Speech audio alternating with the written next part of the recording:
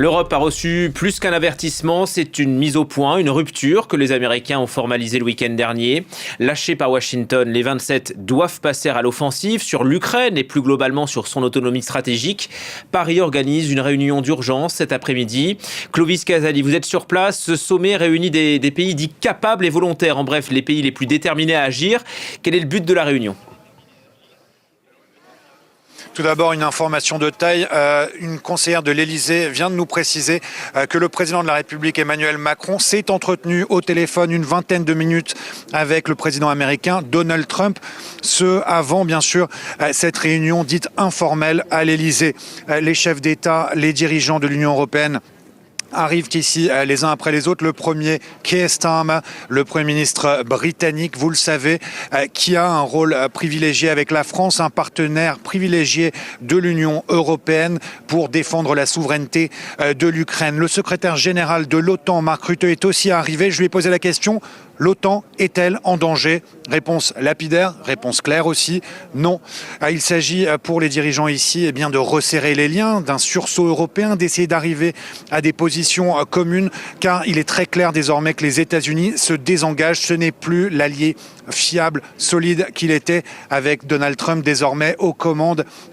Et J.D. Vance à Munich, vous le savez, a été très clair sur le sujet. C'est pour cela que le président Macron a organisé un petit peu en urgence cette réunion informelle pour discuter, pour se mettre d'accord, peut-être pour essayer de trouver un émissaire s'il y a une place à la table des négociations. Car le ministre des Affaires étrangères russe, Sergueï Lavrov, a été clair ce matin.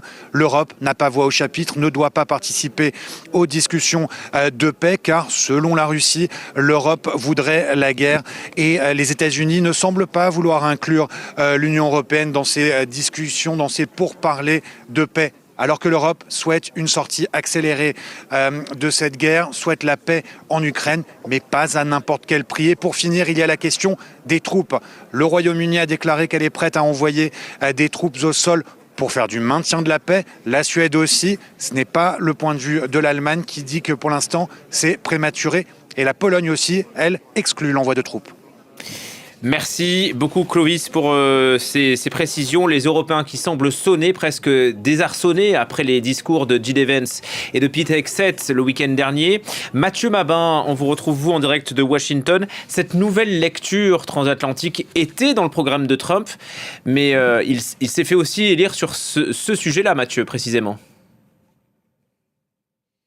Oui, absolument. Il faut dire que le discours du vice-président américain l'a rappelé. Notamment, il a été particulièrement cinglant, on l'a dit, mais soyons bien clairs, quels que soient les adjectifs qu'on va utiliser pour décrire l'état actuel des chancelleries européennes sur le dossier ukrainien, la seule expression qui soit vraiment interdite à l'Union, c'est l'étonnement. Ce serait quand même un peu fort de café. Donald Trump a été élu le 5 novembre dernier. Il y aura bientôt 4 mois. Et le moins qu'on puisse dire, c'est que le président américain n'avançait pas masqué. Très rapidement, et je dirais même pendant la campagne présidentielle, on a pu vérifier que les liens entre Donald Trump et Vladimir Poutine n'ont jamais été rompus.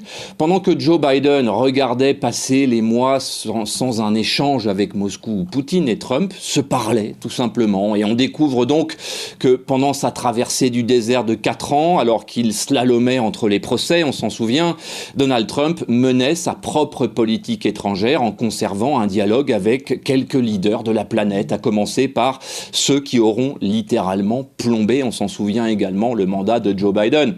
On pense à Vladimir Poutine, bien sûr, mais également dans un autre registre et dans une autre crise, à Benjamin Netanyahou, évidemment.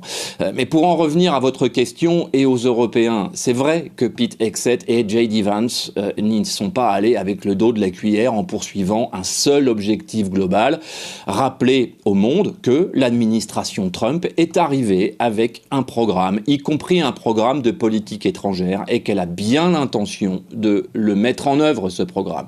La seule chose qui aurait dû étonner les Européens, dans le fond, c'est que Washington laisse autant de temps au vieux continent pour se préparer aux conséquences d'une bilatérale Poutine-Trump qui scellerait le sort de l'Ukraine définitivement et en quelques jours.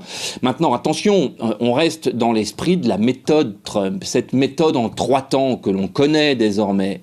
1. Provoquer la sidération, c'est fait. 2. Attendre la réaction, c'est en cours. 3. Recevoir les concessions. C'est bien de cela qu'il s'agit.